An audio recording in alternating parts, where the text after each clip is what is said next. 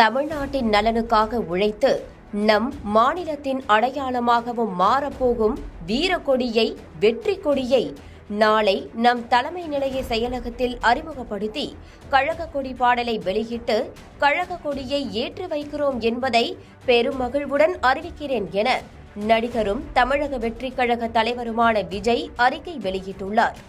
நாளை வெளியாகும் கொடி என்னென்ன வண்ணங்களில் இருக்கப் போகிறது, எந்த இலச்சினை கொடியில் இடம்பெறப் போகிறது என்பது குறித்து இந்த வீடியோவில் பார்ப்போம்.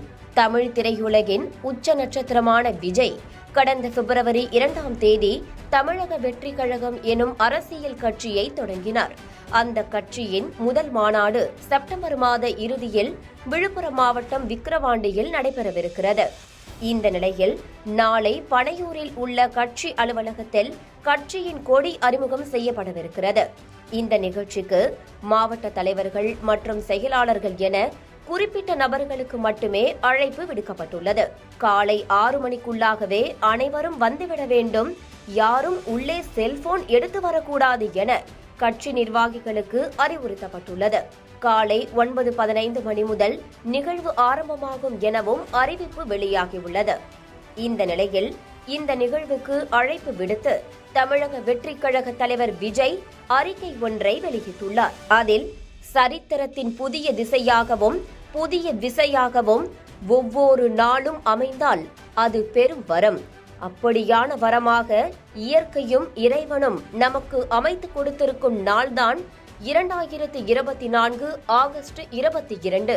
நமது தமிழக வெற்றி கழகத்தின் முக்கிய அடையாளமான கொடி அறிமுகமாகும் நாள்.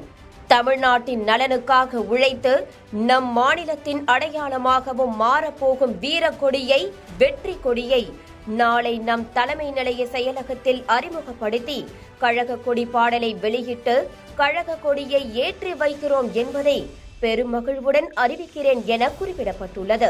இறுதியாக நாளை முதல் கொடி பறக்கும், இனி தமிழ்நாடு சிறக்கும், வெற்றி நிச்சயம் எனவும் குறிப்பிடப்பட்டுள்ளது. சமீபத்தில் கட்சி தலைமையகத்தில் விஜய் கொடியேற்றி ஒத்திகை பார்ப்பதாகவும் ஒரு சில புகைப்படங்கள் வெளியாகின. அதில் மஞ்சள் நிறத்தில் விஜய் உருவம் பொறித்த கொடி இருந்தது. ஆனால் நாளை அறிமுகப்படுத்தப்படும் கொடி அதுவல்ல. அந்த கொடி எப்படி அமைந்திருக்கும்? கட்சி வட்டாரத்தில் பேசினோம். மஞ்சள், சிகப்பு மற்றும் வெள்ளை என 3 நிறத்தில் கொடி இருக்கும். பிறப்பால் எந்த ஏற்ற தாழ்வுகளும் இருக்கக்கூடாது. நாம் அனைவரும் இரத்தத்தால் ஒன்றுபட்டவர்கள் என சமத்துவத்தை குறிக்கும் வகையிலேயே சிகப்பு நிறம் பயன்படுத்தப்பட்டிருக்கிறது.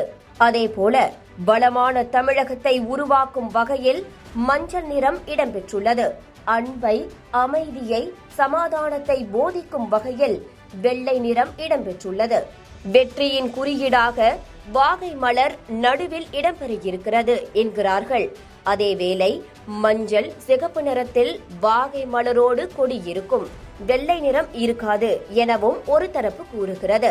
தவிர கொடி பாடல் இசையமைப்பாளர் தமனின் இசையில் பாடலாசிரியர் விவேக்கின் வரிகளில் உருவாகி இருப்பதாகவும் தகவல் வெளியாகியுள்ளது.